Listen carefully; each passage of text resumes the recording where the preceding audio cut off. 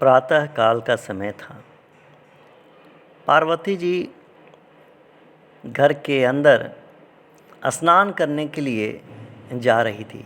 उन्होंने नंदी को आदेश दिया कि कोई आए तो उसे रोक देना, और वे घर के भीतर चली गईं। तभी उसी समय भगवान शंकर कहीं से जल्दी में आकर घर के भीतर प्रविष्ट होने लगे।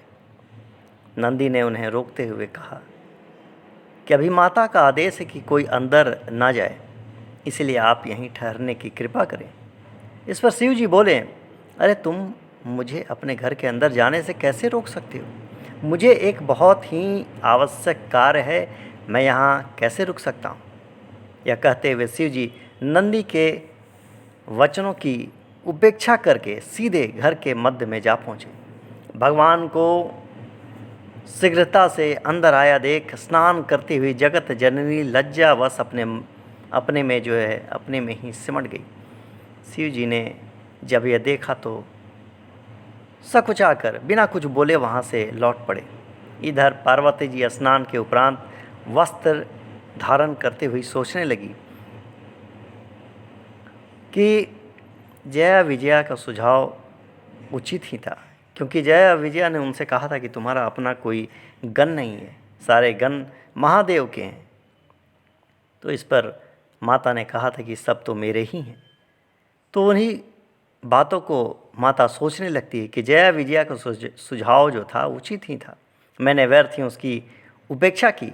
यदि द्वार पर मेरा कोई निजी गण उपस्थित होता तो क्या शिव जी को स्नानागार में सहज ही प्रवेश करने देता? नंदी ने मेरे वचनों की उपेक्षा की। इससे प्रतीत होता है कि इन गणों पर मेरा पूरा अधिकार नहीं है, इसीलिए मेरा निजी गण अवश्य होना चाहिए। वहीं पूर्ण रूप से मेरी आज्ञा में हमेशा वो तत्पर भी रहेगा। अभी जो गण है वे शिव जी की आज्ञा से ही मेरी आज्ञा मानते हैं, किंतु मेरा निजी गण मेरी आज्ञा से ही उनकी भी आज्ञा मानेगा। इस विचार से उनके चेहरे पर मुस्कान आ गई। ऐसा विचार कर उन्होंने अपनी अत्यंत पवित्र देह के अंश से एक चेतन पुरुष की रचना कर डाली। वह पुरुष सभी शुभ लक्षणों से संपन्न, समस्त अवयवों,